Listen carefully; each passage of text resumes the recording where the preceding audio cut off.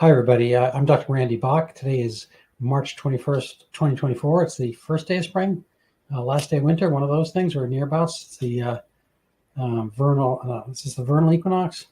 And I have with me Jonathan Leaf, the author of City of Angels, which is I guess, kind of a crime thriller. It has lots of intrigue in it. And I think as you get going, you really capture the essence of kind of the avarice and motivations in Hollywood. And he's on to bigger and better things, or different things at the very least. And I'd like to talk about some of his forays currently. You're writing a novel and also a history of philosophy or philosophers. Yeah, so during the COVID pandemic, I'm mostly known as a playwright. I've had, I guess now 8 plays produced off-Broadway and off-Broadway, as well as in France and on the West Coast. And so during the pandemic, it was impossible to get anything produced as a playwright. So I worked on a couple other books, and one is a novel that I'm now serializing on Substack, and one is a history of philosophy, which I'm rewriting and serializing on Substack. So my publisher of this mystery novel that you mentioned, mystery thriller, City of Angels, asked me to do a Substack. I started doing it and been having a lot of fun, and have discovered I'm actually making money from it, completely unexpected. And so, yeah, I'd love to talk about it. And I'd also like to remind viewers of this podcast that they should go out and buy our host, Randy Bach's excellent book on Zika, which I want to write about soon, which exposes it's a fascinating story, and it exposes a real scandal in our healthcare system. So let me very, very pointedly note that. Well, I appreciate that. I'm going to see if I can pop it up for people very briefly here. There it is, the beast. Overturning Zika, the pandemic that never was. If we had paid, some attention to this early on, I don't think we would have fallen for the same trick, unless it's like Charlie, or Lucy and Charlie Brown with the football. I don't think it would have happened the same way. Though it should be pointed out for people who are not familiar with what you're saying in your book. There's no question that COVID was a novel virus. Whether it was handled in a way that was appropriate and reasonable is a completely different matter, but it was a novel virus. I think the point you're making is that Zika was not a novel virus, and it was exaggerated and exploited by people for various reasons. It's true enough. Yeah, we're not going to, maybe a little bit at the end, we'll talk about mine, but I'd rather talk about your books, and I'll pop one up here just for people to see. So here's the aforementioned City of Angels. And I just want to shamelessly mention on my own behalf that the book has gotten tremendous reader response and wonderful reviews from critics, including the notoriously difficult folks at Kirkus Reviews said, and I quote, they called it lighthearted literary entertainment at its best. So, yeah, people will enjoy it. Yeah, for my own taste, I mean, it took me a little bit to get into it, but once you're there, it's rollicking along, and I think you have really astute observations of the industry about how people act and operate, and I thought it was a very interesting tale of that, and it's quite humorous at times as well. So, bravo for that. And I've been reading lately some of the other Substack posts you've had, and maybe you can tell us, I don't know, how you got interested in that topic. Is it a publisher-promoted concept that you're filling in the gap? And what are you finding out? I kind of wouldn't mind doing, kind of baseball card version of philosophers. What we need to know and whom we should follow and why. Well, I think that there's been a corruption of the field of philosophy. And that was one of the inspirations for writing the book. Philosophy, as people probably know or can guess, comes from Greek love of wisdom. And it's supposed to be the love of wisdom or the study of wisdom. But a lot of the things that are being taught in the academy these days are not wise and really have nothing to do with this very esoteric stuff. But they're not wisdom. And this not only includes a lot of stuff that's been written in the last 150 years, like Heidegger and Wittgenstein, the value of which I think is very debatable.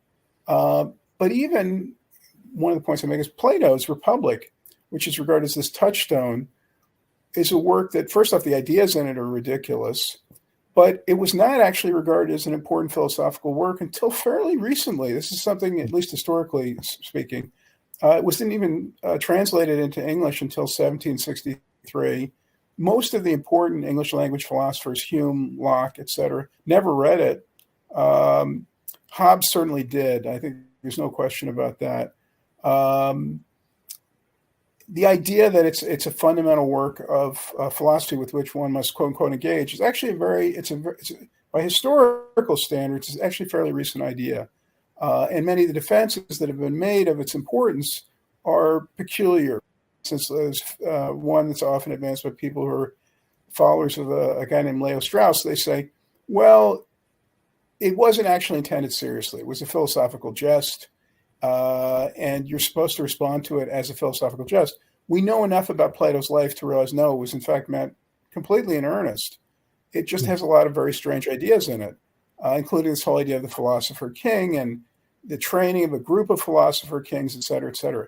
But if we think of philosophy as the study of wisdom, it's not clear exactly how it fits in the way that, let's say, Montesquieu does, or de Tocqueville, or for that matter, Machiavelli, Locke. It doesn't really seem to fit in that way. So that's interesting. So maybe you could just kind of give us a little shading on what the Republic propounded, how it did that, and then how that differs from the Montesquieu, Locke, de Tocqueville, that maybe are somewhat more reality based. We'll say. I don't know. Yeah.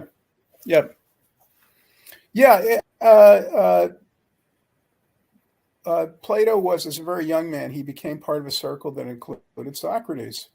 And what we know of Socrates indicates that he was a person of very high moral character, but he was also a very strange guy. He had been a stonemason. He came into an inheritance. He quit being a stonemason, and he attracted this kind of clique of followers, many of whom were very disreputable. A number of them later became the leaders of a group called the 30 Tyrants. These were people who overthrew the democracy of Athens with the support of Sparta, following this thing called the Peloponnesian War. They killed an enormous number of people in a city that probably had between 50 and 80,000 citizens. They killed about 3,000 people in 6 months. They stole most of the wealth of the city. They were really bad guys. And they included many of Socrates' followers. Now, Socrates was an enemy of democracy. He was very critical of democracy. He believed that an ideal republic was not a democracy, that it was some sort of totalitarian state in which there would be no music, there would be poetry. The government would strictly censor what people could read. Only people trained in philosophy would be allowed to rule.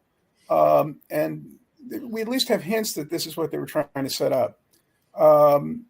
And then Plato, who was related to several of these people, he was probably first cousin once removed of the leader of the 30 Tyrants, and he seems to have been related to several others. And he also went to school among this clique of Socrates followers with this notorious guy named Alcibiades, who was a traitor who served Sparta, though he'd been an Athenian general. So he, with his pals, they were all admirers of Socrates, and then he wrote the Republic, which presents Socrates' ideas. And it's an attack on democracy. It presents the Periclean age as bad. It's a time period that we usually think of as, one of the heights of civilization, when vast discoveries in math and science were made, particularly in the area of geometry. Also the time period which the Parthenon was built, and Phidias and Praxiteles were doing these amazing sculptures, and Euripides and Sophocles were writing these amazing plays. This period that's usually regarded as one of the high points in human civilization, also a period of one of the richest periods in terms of economic status of the entirety of ancient history. This he thought was all bad. He thought an ideal state was something quite different, and Plato kind of lays out these series of ideas. So how is this fundamentally different than Montesquieu, de Tocqueville? Well, they were writing about the real world. and they were describing how the real world functioned well. They were interested in ancient history. They were interested in the history of their own time, and they were writing to some degree sociologically about how to make it function better. So Montesquieu is the one that we know for the whole idea of separation of powers, which I think anyone observationally would see is, an important concept in how government functions best, how society functions best. And he took it not only from observation of crucial element, maybe the most crucial element, because humans like to accrete power. Yep. And he'd lived in England for a couple of years, but he'd also lived under Louis XIV and Louis XV, and he'd seen that England worked a lot better. He'd read a lot about Roman history, and he wrote about all these subjects. And he had to do he had to express a lot of his ideas anonymously. And it was only later that people recognized that he had done them. He couldn't do them openly because Louis XV could have arrested him and taken his lands away from him. He was an aristocrat. But his ideas were hugely influential. In fact, they found, other than the Bible, that Montesquieu was the single biggest influence in colonial America in the years leading up to the American Revolution in terms of how often he was quoted as a source of wisdom. And obviously it was a great source of wisdom. But it's like the best science, it's empirical. It's based on, what is the actual evidence? And you could say, well, there are great scientists who've developed ideas theoretically, but what you find is they always presented ways in which their ideas could be proven. So as you probably know, Newton said, my theories of gravitation can be proven. Here's how they can be proven. The circumference of the Earth will be is greater at the equator than it is at the going from the poles. If my theories are correct, which turned out to be true. Einstein said, if my theory of relativity is correct, when you see Mercury in the night sky during a total solar eclipse, you will notice that it's displaced in the sky. Its apparent position will be displaced in the sky. And that turned out to be true. So you can prove the ideas. And that's really important. And talking about your work and a lot of the work you've done as not only a doctor, but a writer, I know that one of your areas of criticism, writing for, forgive me, the name of the website, but one of the things that you've exposed having to do with the treatment of COVID was that so much of what was claimed had no evidence behind it, and in fact was invented out of whole cloth. Brownstone.org. Yeah, and I wondered if I've written Brownstone. I'm flattered that I've written for the Daily Skeptic. Say a little about that. Say what? I'm flattered that you're interviewing me. I'm grateful and flattered, but I wonder if you'd say a little about that. Well, what would you like to know? Well, maybe direct people to your website. Well, I'll do that. It's randybach.com. Easy enough if you know how to spell my name. I'll see if I can find it here. But it's not the best website on earth. I've got probably professionalized a little bit, but it's a nice looking one. It has a lot of my videos and whatnot, and some of the articles and so forth. I'll see if I can pull that up. But I've also written for the Daily Skeptic, and I think and for some blogs as well. But the one that if I had to really push one, this is from September 2022, and it's called "Is it time to accept that Omicron is not COVID-19?" The seminal point there is 19. It's 2019. That article I wrote in 2022, and even now I still see people running around with masks on. It's really kind of an amazing thing how much the world has been captured by falsity. And as far as my webpage, here it is, that handsome guy, and I've got a lot of the audios, videos that have come up, over time, and I've got you can follow my Zika book and COVID-19 articles and so forth. So there's there's stuff there. But I think there's just been grinding away at what is reality. We can't express what reality is. So obviously Orwellian. That even physicians now. I was at a doctor's appointment, and I think it's pretty much inarguable that I'm a man at this point. I was a boy at some point, but I'm a man. And one of the forms, one of these groups, I had to file my sex down. It's like. And obviously there were multiple choice, not just two. It's like, you don't want to say you're this, you're that, you're the he, she, he, non-binary, whatever, all this kind of stuff. But if you're going for medicine, you can live whatever pantomime you want out in the world, I guess. When you're going in for a medical problem, it's not going to be. I mean, a lot of things don't really matter. Your heart, your liver. It's not really a man's heart or a man liver versus a woman. But there are obviously sex-based differences. You're not going to do breast cancer screening to the same extent for men. Obviously, there is like a 1 in 200, relative probability a man gets some form of breast cancer, but certainly women don't get prostate cancer and so forth. And the whole timing of things and how you're going to deal with issues are different for men and women. So there's like a fundamental difference. Every raccoon, every squirrel on Earth, comes in just two sexes. And, they haven't reached the incredible sophistication we have. And so this kind of comes back to philosophy in a way, how much ideas can help and or pollute the underlying, system you have. And I think it's really been, hugely bollocksed up, as the British might say, by, taking away some firm knowledge and grasp of what is and isn't in the medical schools and hospitals and so forth. I was just in the hospital. I was mentioning, I'm kind of hoping to recover from this muscle tear I have in my inner thigh, groin area. And so I was in the hospital yesterday morning. I didn't want to be there. I was up at 5 a.m. in pain. Anyway, it was very nice. Place was awesome. People are good. But everybody who comes in is wearing a mask. At least now they take it off. When they're in the nursing station, they take it off. And you don't get to see anybody's faces. And I think that's not helpful. I just don't think it makes for good relationships.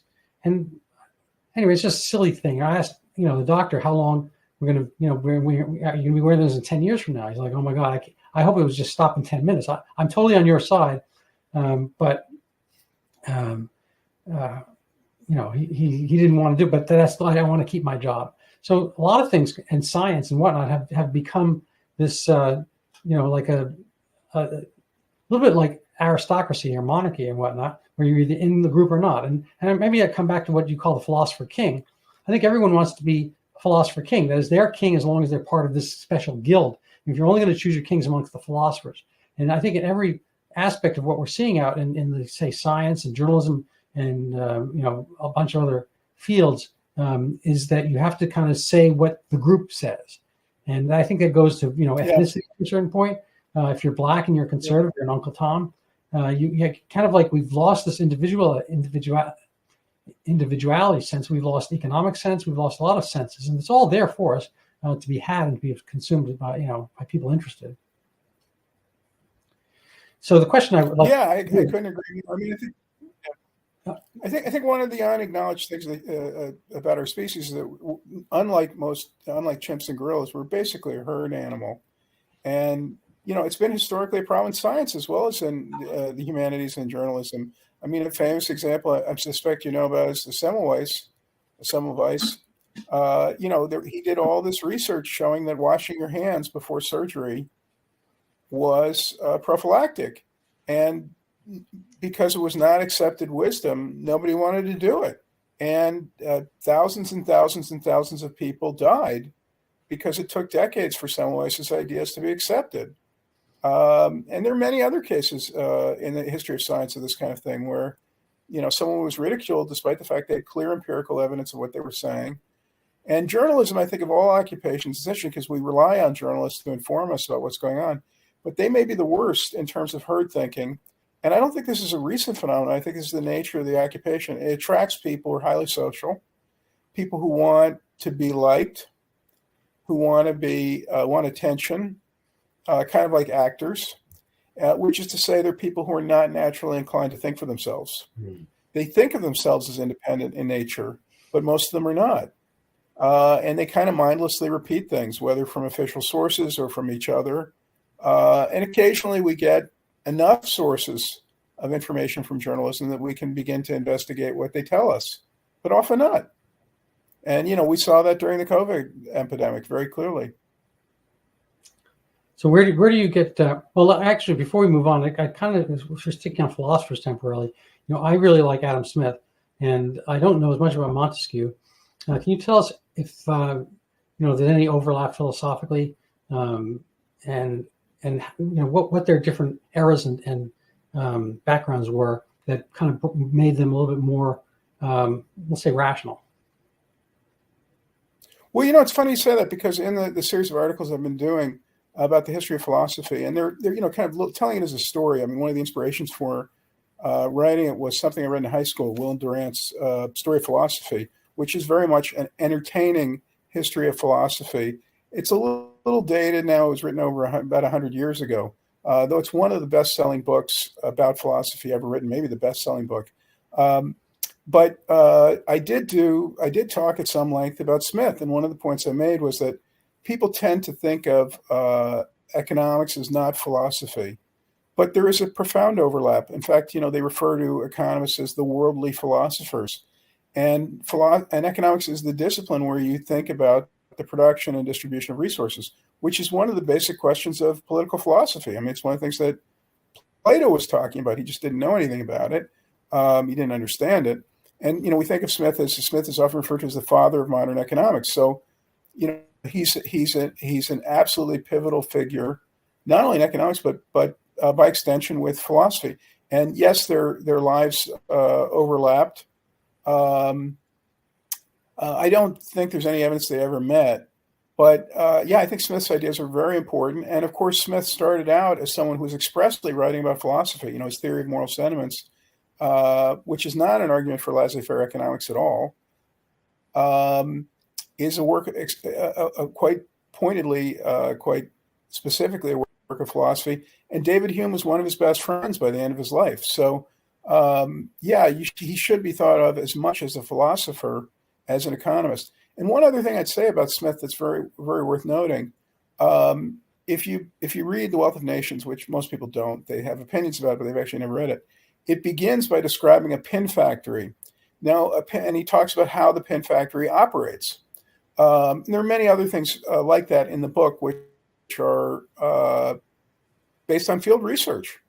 And he describes how the pin factory works and how labor and technology increases output tremendously. Now, people think of pin factory as low tech, but in his time, it was the equivalent of like going to a semiconductor factory. It was very high technology. It used steam labor. It used steam machines. It was actually a very high-tech manufacturer. And it's a real contrast, by the way, with Karl Marx. Marx was not really interested in reading more than a few economists. He did read Smith. He did read David Ricardo. In fact, he's actually the person who came up with the term classical economics. He didn't read any of his contemporaries, so he had no understanding of price theory or marginal utility, a lot of the basic ideas in economics. But unlike Smith, he never did any field research. Smith went out and actually went into factories, found out how they operated. He went out in the field. He learned how the economy actually works. Marx is the exact opposite. Until nearly the end of his life, when he went on a trip to Carlsbad, Germany to visit a spa on vacation, he'd actually never, it seems, been in a factory, ever. I mean, this was the main subject of his writing, was the rise of factory work and the industrial proletariat. But he'd never been in a factory. In fact, there's even a letter from his co-writer and friend, Friedrich Engels, whose family owned factories, and Engels invited him to go visit a factory, and it appears he never did. So that's another example of this whole phenomenon we're talking about. Pseudo-philosophers who are uninterested in the real world. They're just interested in postulating opinions and taking on the role of philosopher kings and promoting the idea of autocracy or totalitarianism, as against people who do these things, people like Smith and Montesquieu. So Montesquieu, he wrote kind of allegorically about, he wrote the Persian allegory. Persian letters, yeah. Yeah. So yeah, he had an interesting life. He was a quite rich French aristocrat, and he was trained as a lawyer. He worked as a lawyer and a judge as a young man. He lived under first Louis XIV and then Louis XV, and he saw that things in France were not good. And then he spent some time in England. He saw how much better things were in England, and he got this wonderful idea. He wanted to write a book that showed how ridiculous the France he lived in was. So he wrote this book as a series of letters between a Persian diplomat in France, writing back to Persia.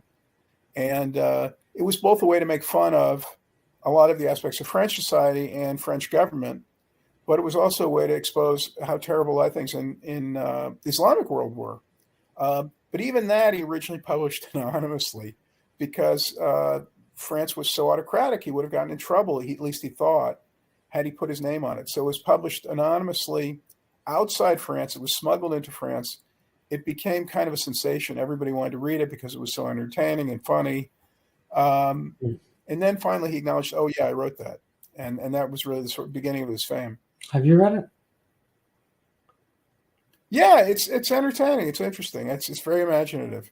Yeah, it's worth reading. I mean, is it the best thing I've ever read? No, but some parts of it are clever. I read it in English. It's very embarrassing. I'm married to a woman who's French, and I've tried to learn French, and so far with very little success.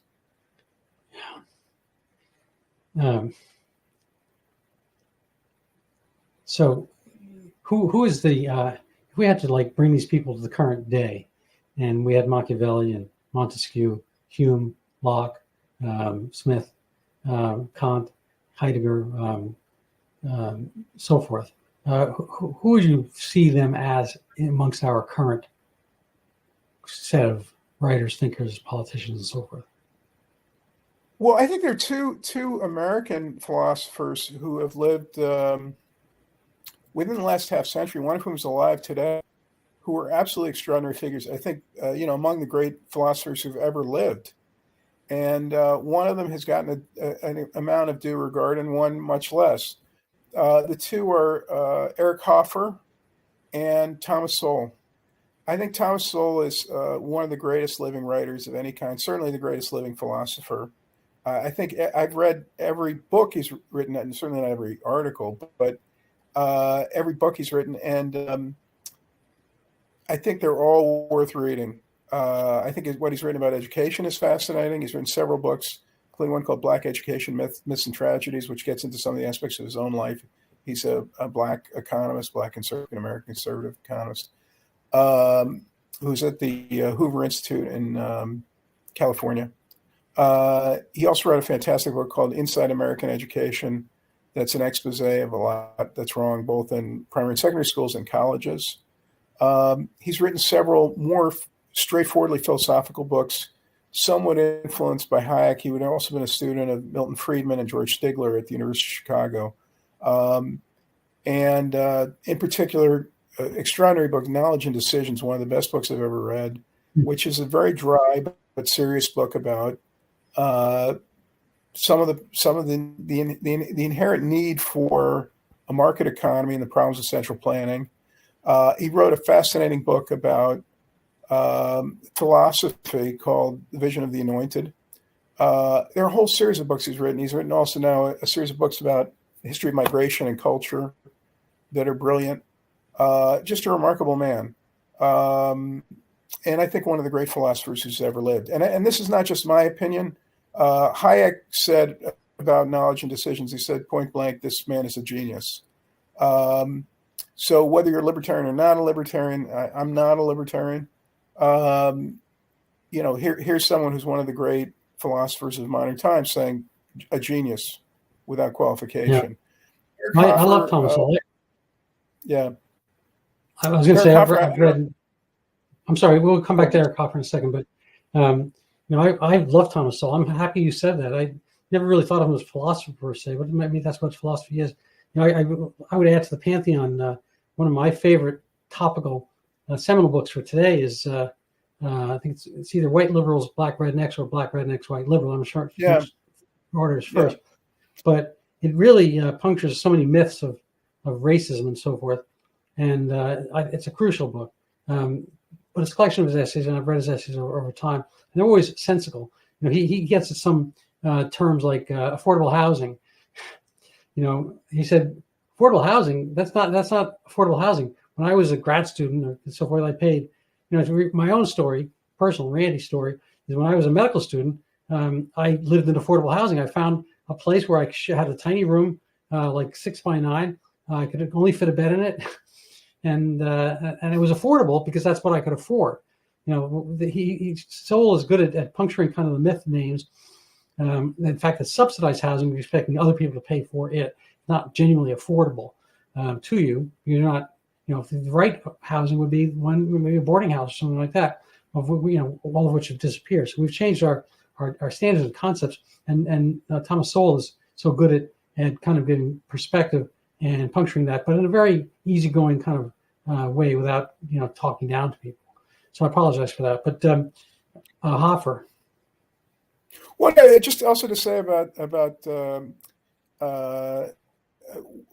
he is a philosopher. One of the points he makes in Vision of the Anointed, as you say, he's great at puncturing Kant and the use of euphemisms and so forth. But one of the points he makes and this is taking off from Adam Smith, speaking of Adam Smith, one of the points he makes in Vision of the Anointed is that if you thought about two modern political figures who were really committed to the idea of good intentions, having the right intentions in your actions, near the top of the list would have to be Chairman Mao and Adolf Hitler. They both believed that the intention of the person was extremely important, and that you had the right intentions and the right motives was extremely important.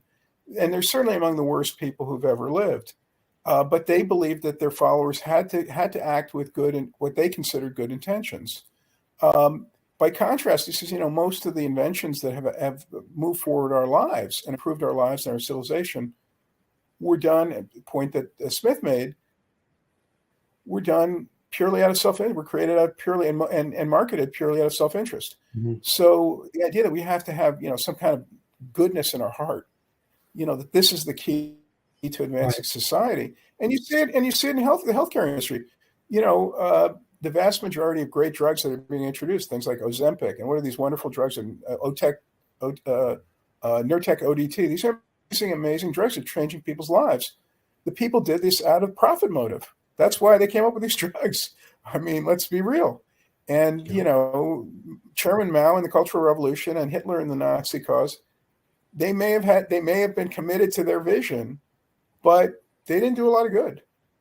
But anyway, getting to Eric Hoffer, I think many people may not know, he used to be called the longshoreman philosopher. He had a fascinating life.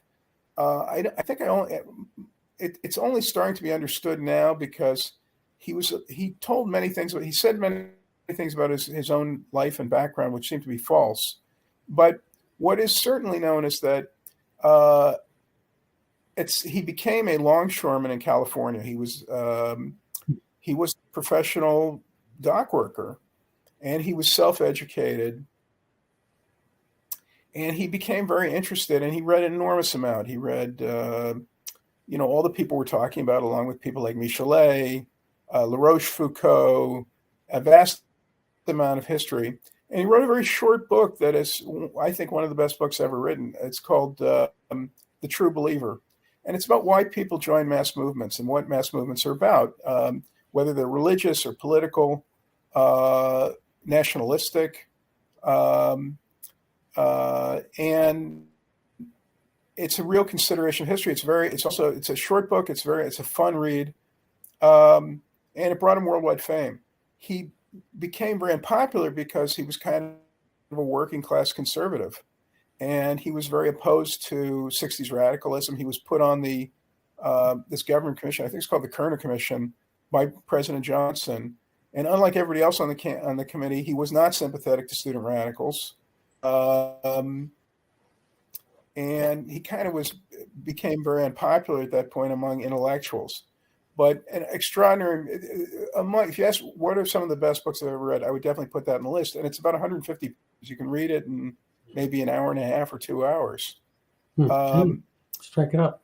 As I say, he probably misled people about who he actually was. He claimed that he had been born in the Bronx, New York, and raised in the Bronx in an Alsatian American family, and that he'd had an accident at age 5, which had left him blind. And then he'd been homeschooled to age 15 as a blind boy. And then somehow he'd regained his sight. He'd gone out to California. This is the account he gave of his life. He'd gone out to California, been suicidal, and worked as a migrant worker and miner. And then self-educated himself and had become this well-known intellectual. I think it's now acknowledged that this account of his life is false. He spoke with a German accent. Apparently, people who spoke to him in German said he did not have an Alsatian accent. He had a Bavarian accent in German. And there's no record of his family with his name in the Bronx. So I think the general assumption, also he knew Hebrew. So I think the general assumption is that he must have been a Jew who left Germany at the time of the rise of Hitler, got into the United States illegally, probably by walking from, Tijuana or something, without papers, and just claimed he'd grown up in the United States. Of course, in those days, you didn't really need a lot of documentation, and was actually someone who was highly educated before he became a member of the working class. And that also would explain one of the things he said was an inspiration for his book was he was curious. He wanted to understand how did Hitler gain power. Well, then, of course, that was a personal motivation. That seems to have been really what happened in his life. There have been biographies, but there's still a lot of questions. Did he go on to have a family? I'm sorry? Did he marry and have a family? He had a girlfriend, and he had a girlfriend for a long time, and she had a son, and it's generally believed that the son was his son, but he presented him as though the son was his adopted son. The whole thing is very strange. Tricky. So I have not read him, not familiar. I like Milton Friedman. He's an economist, but is Milton Friedman a philosopher? Well, he certainly, it's interesting. Of course, there's the connection. Soul was a student of Friedman's. A lot of what they were doing was discussing philosophical topics. And certainly freedom to choose is in many ways a work of philosophy. Hayek obviously was a philosopher much more than an economist. And Soul seems to straddle the two, though I think in many ways he's more a philosopher than an economist. He's never been interested in, number crunch, model creation, or any of that. He did write a book, a textbook on economics, but it has no equations in it, no charts. It's a non-mathematical book, economics. It's for the layman. So, I would call him much more a philosopher, even a historian or sociologist, than an economist. But it is true he has a doctorate in economics and is training in economics. By the way, he also wrote it is dry, but he wrote an interesting book about Marxism. As someone who, as a graduate student, had been a Marxist, had learned German partly to read Das Kapital in the original. So he actually has a lot of familiarity with Marxism, and he writes about it with more sympathy than someone like Paul Johnson or many of us have. I mean, he writes about it with some understanding of why Marx was taken seriously and what Marxist concepts of capital were intended to mean, whether or not they make any sense. I didn't know that. Well, so Thomas Sowell was a self-proclaimed communist growing up as well. And I think all this kind of goes to Churchill's thesis that anybody not liberal when young has no heart. Anybody older, not conservative, has no brains. And I think people go through their changes. I'm going to interview Scott. I'm saying he wrote a book on Marxism. Former Marxist. Yeah. Say again. I was talking about Sowell. Yeah, Sowell was the one who I was recommending wrote a book on Marxism. That's I think worth reading. Okay, and not Friedman. It's still Marxist. Yeah. So if you're, I'd like to kind of get to your novel in serial form. I'm going to pop it up here so people can see it. Let's see. I'm sorry I'm being so serious. This is not this is not my normal personality. No, it's not all serious. It's fun and games, philosophy. So here's herd immunity. Maybe you have it serialized on your Substack, right? Maybe you could just tell us a little bit about it. Well, it's a little bit of a novel of ideas, sort of a panoramic novel like Tom Wolfe. That's what a lot of people compared it to, but it's also a novel of ideas. So the main character, or one of the main characters, is a professor's an expert on cetaceans, dolphins, whales, and porpoises. And she's interested in weather, and she's studying their language patterns, which, of course, many cetacean researchers are doing. They're trying to use computers to try and figure out what the extent of their language and, what it means and whether it's comparable to human language, etc. And we know that we do know some things. For instance, we know that they do name, for instance, they name their children, which is also has been found that this is true with parrots, interestingly. But anyway, her main idea is that they're probably more like people than chimps and gorillas are, which I believe, by the way. And of course, they're a pack animal. They're an animal that's very attached to the group, and they display patterns of behavior we've never seen with primates, but we do see with humans. For instance, suicide, both individual and collective. They're very caught up with the group, as humans are. But it's also a novel about she has this kind of awful husband, and who's been cheating on her, and she starts having an affair with a graduate student, and then one of her former students is kind of caught up in the COVID pandemic. He's a musician, he can't make a living, and there's plenty of plot in this story. And there's also another character who's a DEA agent. He's investigating shipments of fentanyl from China. So there's a lot of plot, there's a lot of story, but in the background is this whole question of what are humans? And as we were just talking about, I believe, and I think a lot of people believe just observationally, we're much more of a herd animal than has been acknowledged. Well, I think there's some of it. I don't want to push back too much, but I interviewed Paul Manger. He's in South Africa, and he's my favorite cetaceanologist. What do you call him? He's not a whale himself. He's not even from Wales. And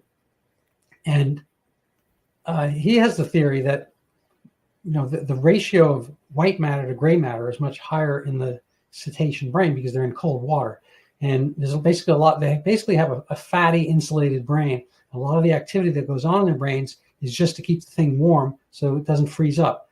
If their fins freeze up, so they're hanging around in very, very cold water most all the time, no respite. So they're obviously, if you go in a cold bath of cold water naked, it's even worse than being outside at that same temperature in the air, because there's much higher conductivity of water on your skin. So here are these mammals sitting underwater, and they're warm-blooded and whatnot. So they have to kind of keep everything going, and their brains are big because not so much for thinking, but because they have to keep a certain amount of kind of like if you have those wires on, if you own a house, you keep wires around the pipe so they don't freeze in the winter. A lot of their brain is serving the secondary function, and he's really downplays some of their brilliant activities and things. A lot of the patterning things they can do are not that dissimilar to dogs and seals and whatnot. I like my dog, and I think he's cute and he understands some stuff, and probably whales would too. But they're not. I don't think they're deep thinkers. A lot of the noises they make, fine. I'm not an expert or anything like that, but I might send you his talk with me from probably 8 months ago or so. Anyway, can I say a few things about that? Yeah, go for it. Could I say a few things about that? Yeah. Obviously, he knows a lot more about whales and dolphins than I do. It's a novel, but I would point out several things. First off, there are many species of dolphins. And the ones that seem to be the most intelligent are the Atlantic spotted dolphins. And they live in warm water. They don't live in cold water. They live in, a lot of them are in the Caribbean, where the water is warm year round, probably warmer than a lot of places that humans live. Also, their brains are very different in a lot of fundamental ways. For one thing, we breathe as autonomically. That is, we don't think about what we're doing. Part of our brain that controls our breathing is automatic. They have to think it sounds weird, but they have to think to breathe. They also don't go to sleep in the way that we do. They have basically two sides to their brain. They shut off one side of the brain and that goes to sleep, and the other side stays awake. I know that sounds crazy, but that's how it works. It is and also they have a part of the brain which seems to be involved in emotional connection, which we don't have. So it seems to be more designed for emotional awareness in some ways than intellectual comprehension, which is consistent with our observation. They seem to be very emotionally connected to the pack in a really profound way. So I'm not saying that they're out in the water and they're just like us, except they're in the water. they're quite different in a lot of fundamental ways. Obviously, there's no question about it. But, and by the way, one other thing, the comparison you made to dogs and seals, I think, is a very valid one, but one that speaks in their favor in terms of understanding their connection to humans. All these animals are cooperative hunters, which we are too. Prior to agriculture, humans got half or more of our calories from hunting. So we had to be very good, and we don't have, big canine teeth. We're not really good sprinters. We don't, we can't leap on other animals and kill them the way classic carnivores can, like big cats. So we had to learn how to work together, which is, of course, what dolphins and seals and dogs do. They work together to kill. And we had to learn that too. Chimps and gorillas don't do that very much. Chimps, 1 to 3% of their diet does come from hunting. They do hunt colobus monkeys very occasionally. There's a little bit of that with chimps. With gorillas, not at all. Gorillas are completely herbivorous. But the characteristics of the species that has to engage in cooperative hunting is you have to be able to listen and pay attention and follow directions, and you have to be somewhat obedient. And humans are those things. Of course, we're a tame animal, as are dolphins, as are dogs, as are seals. Primates are not. No primate is a tame animal. Not even the capuchin monkey, the so-called organ grinder monkey, is not truly a tame animal. And you cannot have a chimp or gorilla in your home once they get past a certain age. They will rip your arm off. They will pull your nose off. They will kill you. They're very different animals. And the fact that we're probably in many behaviorally much more like, as you mentioned, seals and dogs and dolphins. And they're all good at listening too, just like people. Listening and following orders, which is in many ways very dangerous. And it's one of the problems with humans that, they hear Hitler or Mao and he's spouting some kind of crazy nonsense and they follow them. We follow them. I should say we. And that's one of the problems with humans. Well, we're kind of rounding out the hour a little bit, and I need to accelerate slightly because I have to be out of here for an appointment for my injury. Yeah.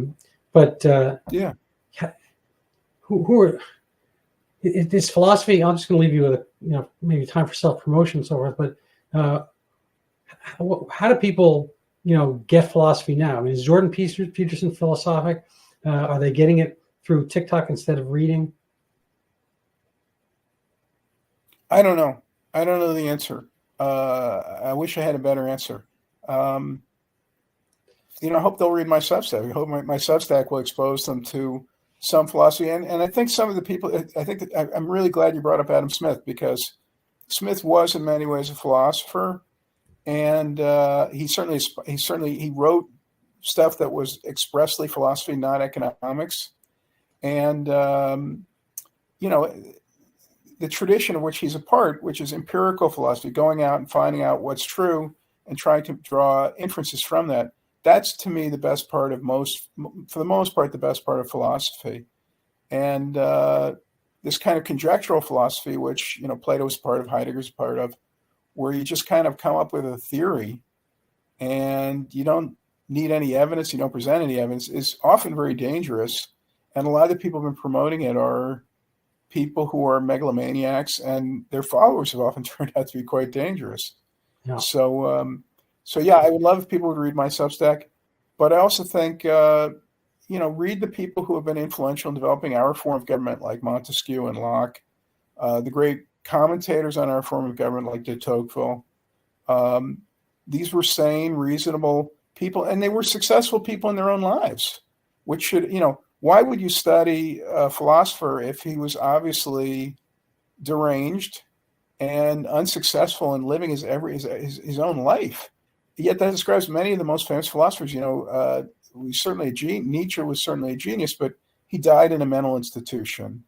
Heidegger was this angry cuckold, who ran a university on behalf of the Nazis and was a big supporter of the Nazis. Mm-hmm. Wittgenstein came from this unbelievably rich family, probably the richest family in Austria. The family paid off the school children that he badly, badly beat when he was working as an elementary school teacher. And at one point, he wanted to give up his life as a philosopher and go to serve Stalin in Russia and work as a, like an industrial laborer. You could go on and on. A lot of these famous philosophers were not high-functioning people. They were weird, unsuccessful people in their daily lives.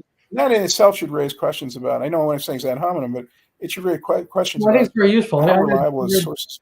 I read Paul Johnson's book on intellectuals, and I read Daniel J. Flynn's book similarly. And I think it kind of parses out to the people who bring better advice, the people who were able to manage better their own lives. I mean, it's almost like axiomatic and obvious. Yeah. Anyway, so thank you so much for being with me, Jonathan. I'm going to pop in self-promotion, as you mentioned earlier. My Zika book's still there. All you have to do is buy one, and it'll self-create. Amazon will print one out and send it right to you wherever you are on Earth. It's being published in Brazil separately by by an actual publisher, and I hope to get the message out. And I really appreciate what your kind words about my book. And Kirkus Reviews also gave it a good review. I don't have it up here. They noticed one typo in the book at the time, which is kind of a funny one because it's nonsensical. I dictated a lot of the book. When I was in the editing phase, I had the microphone thing on. I must have said something to somebody. So it's just kind of like middle of a sentence, like, what do you want right now? It's like, so they said, we need a better editor, but it's kind of one of those quirky things that just happens to happen. And I'd had that book edited by people, gone over it, but it's just in the final phases when I was, putting figures and diagrams, I apparently had the dictation on unbeknownst to me. Anyway, that's in the Kirkus Review, but not in the book anymore. So thank you so much, Jonathan. I hope we can talk again soon. And we'll see if we have some confluence. I do have a movie treatment written by Daniel Jupp on the Zika phenomenon. It's not factual per se, but it's, interesting, and it uses some facts from the Zika microcephaly pandemic panic. And maybe you can add some thoughts to that. And I wish you very much success with your writing. I have your play, The Germans in Paris. Very interesting and fun. Read. You're a bright intellect yourself, so I'm glad we have you around. Thank you so much. And again, I just mentioned about both City of Angles and your book. If people don't know this, Kirkus is notoriously difficult, famously difficult. To get a good review in Kirkus is very difficult. And they only generally do it for books that are worth reading. So these are books worth reading. People should go out and get them. Yeah. Well, and thank you. Thank you, Dr. Beck. Yeah, that is a good point. So let's see, just like for a second, if I can. Well, here's mine. I can pop it up. So a provocative peek into real life mechanics of the scientific process, and they should put sick after that because a lot of this was not scientific. At any rate, here's their review. You can go find it on Kirkus Reviews. Thank you so much, Jonathan, for being with me today. I look forward to seeing you soon. Thank you.